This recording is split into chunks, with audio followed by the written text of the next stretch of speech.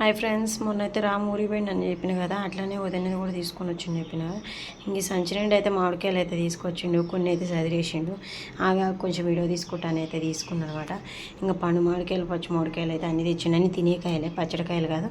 అట్లనే వదిన అయితే 2 బాటిల్ పాలు అయితే తీసుకొచ్చింది. అత్తమ్మ అయితే 2 లీటర్లు అయితే పాలు అయితే పంపించింది అనమాట. ఎంతైనా బర్రె పాలే, ప్యాకెట్ పాలే.